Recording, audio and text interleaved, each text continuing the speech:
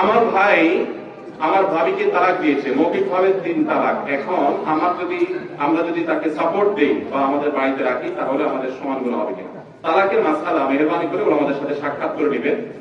এইভাবে সংক্ষিপ্ত ভাষণের প্রশ্ন উত্তরে তালাকের মাসআলা জিজ্ঞেস করবেন না, কারণ অনেক প্রশ্ন উত্তর করতে হবে সেখানে। খালি পায়ে হাঁটা এটা নাকি ঠিক না? খালি পায়ে হাঁটা ঠিক না এই কথা বরং ভুল। কোন কোন হাদিসে আছে নবী সাল্লাল্লাহু আলাইহি ওয়াসাল্লাম মাঝে মধ্যে খালি পায়ে হাঁটতেন। ডাক্তাররা যে খালি পায়ে হাঁটার কথা বলে, এটা নবী সাল্লাল্লাহু আলাইহি ওয়াসাল্লাম সুন্নাতেই আছে।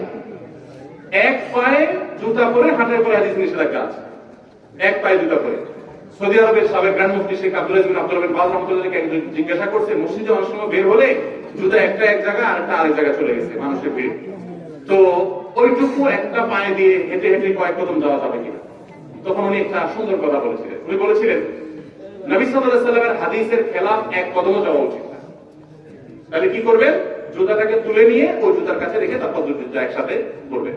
বাকি খালি পায়ে হাঁটা এটা বরং হাদিসে উৎসাহিত করা হয়েছে, মাঝে মধ্যে যখন সুযোগ থাকে সেটা করবেন। অনেক প্রশ্ন আমার শেষ করা দরকার, রাত অনেক হয়ে গেছে।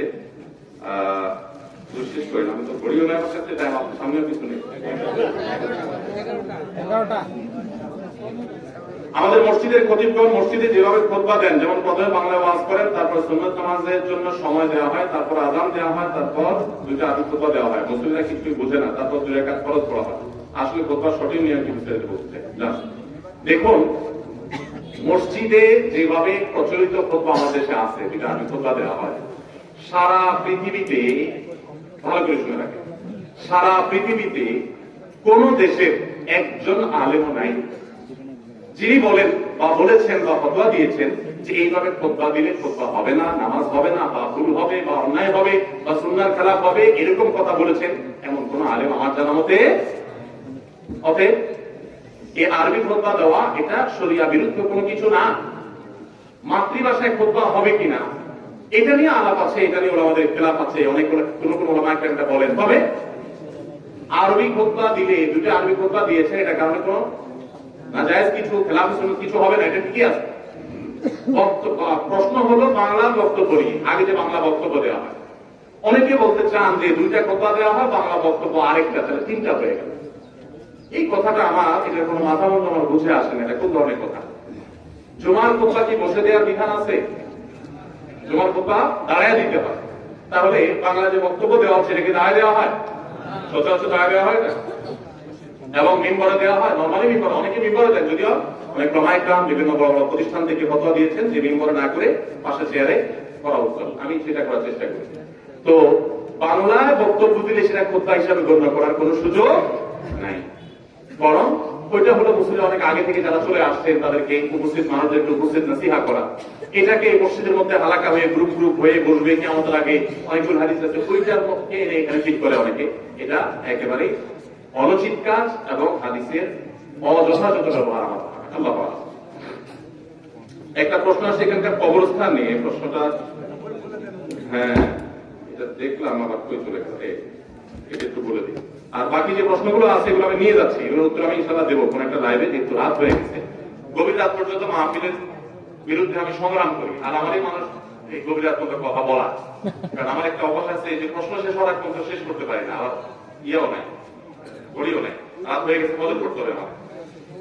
21 শতক জায়গার উপর কবরস্থানের জন্য সম্প্রতি জমি ক্রয় করা হয়েছে। কবরস্থানের নাম জৌলুমপুর পূর্বপাড়া কবরস্থান। প্রচুর অর্থের প্রয়োজন। কবরস্থান দান অনুদান সংগ্রহের ব্যাপারে বলুন।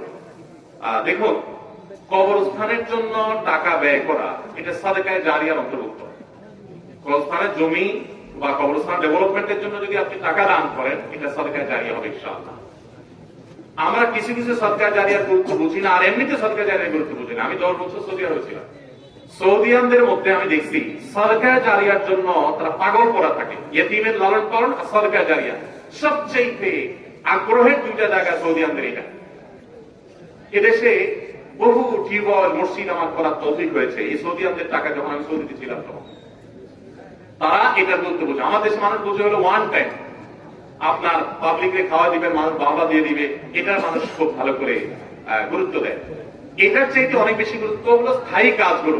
আমাদের আসুল্লাহ ফাউন্ডেশন থেকে আপনারা জানেন আমরা স্থায়ী কাজ বেশি করার চেষ্টা করি। আমাদের এখন সারা দেশে স্বাবলম্বীকরণ প্রজেক্ট চলমান আছে, আপনাদের যশোরও চলমান আছে। যারা আবেদন করেছেন তাদের জন্য আমরা কাজ করছি, ভ্যান, রিক্সা, গরু, ছাগল, যাকে যেটা দরকার সেটা কিনে দেওয়া। তো এটা লং টার্ম মানুষের উপকারে আসে। এই কবরস্থানের জমি কিনলে সেই জমিতে ফরজে কিফায়া আমল হবে, অর্থাৎ এলাকার সবার উপরে যে কর্তব্য মানুষের দাফনের ব্যবস্থা করা সেটা হবে সেখানে, বিধায় আপনি এটার কারণে সওয়াব পাবেন। মসজিদে দান করলে সওয়াব পাবেন, মাদ্রাসা দান করলে সওয়াব পাবেন, কবরস্থানে দান করলে সওয়াব পাবেন। আমাদের একটা ব্যাপার হলো যেই দানে আমরা একটু নগদ বাহবা পাওয়ার রাস্তা দেখি, ওই দানটা বুঝে আগ্রহ আমাদের বেশি থাকে। যেমন মাহফিলে টাকা দিতে মানুষের সাধারণত কার্পণ্য থাকে, তাই না? কিন্তু মসজিদের ইমাম সাহেবের বেতন দিতে কার্পণ্য করি। আবার মসজিদ মাদ্রাসা টাকা দিতে চাই, ঈদগাহ বা কবরস্থানে আমরা টাকা দিতে, কারণ কবরস্থানে টাকা দিলে এটা সাধারণত মানুষ জানে। মসজিদ মাদ্রাসা দিলে খুব জোর করে মানুষ জোর গলা বলে শুনে। আমার মসজিদে একবার একজন একটা ফ্যান আনছে, আইনা বলছে হুজুর একটু লিখে দিয়ে সৌজন্যেও, তেমন আপনি ফেরেশতারা খাওয়া পাবে না, এই জন্য কে দিচ্ছে না দিচ্ছে ফেরেশতারা কাজ সব কার অ্যাকাউন্টে দিয়ে দেয়, আবার এই জন্য তাদের নাম লেখা দরকার কি আল্লাহ জানেন না? এই জন্য ইখলাসের সাথে আমাদের কাজগুলো করা দরকার। কবরস্থানের উন্নয়নের জন্য, জমি কেনার জন্য যার যার সাধ্য অনুযায়ী শরীক থাকবেন, আল্লাহ তাআলা সবাইকে তৌফিক দান করুন।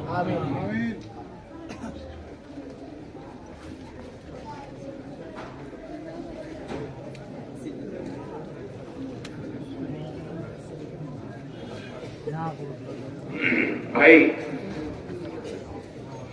আচ্ছা, আমরা ইনশাআল্লাহ বিদিল্লাহ প্রশ্ন যেগুলো আছে শুক্রবার আমাদের লাইভ অনুষ্ঠানে ইনশাআল্লাহ বিদিল্লাহ আমরা ধারাবাহিকভাবে, আমি কোনো জায়গায় প্রশ্ন ফেলি না সাধারণত, যদি রিপিট না হয় বা নেওয়ার মতো প্রশ্ন থাকে তাহলে আমি ফেলি না, নিয়ে যাচ্ছি। ছোট্ট একটা আবেদন, আমি তো কালেকশনের মানুষ না, কালেকশন করিও না, করতেও পারি না, কিন্তু হুজুরের নির্দেশ, হুজুরের মসজিদের জন্য, মসজিদ মাদ্রাসা কমপ্লেক্সের জন্য আপনাদের কাছে একটু সহযোগিতা চাওয়া হয়েছে। আমি নিজের শরীক হবো ইনশাআল্লাহ, সবাই বিসমিল্লাহ পড়ে হাত দেন পকেটে। আর আমাদের মাদ্রাসার স্টুডেন্টরা, ছাত্ররা ব্যাগ নিয়ে এবং আপনার রুমাল ব্যাগ যেটা ওইটা নিয়ে তারা ঢুকে যাবে, মেহরবানি করে সবাই একটু পকেটে হাত দিয়ে ফেলে। আমরা এই ফাঁকে বরং আরো দু একটা প্রশ্ন উত্তর দিয়ে ফেলতে পারবো যদি আপনারা আওয়াজ ছাড়া কাজটা করতে পারেন, কি বলেন?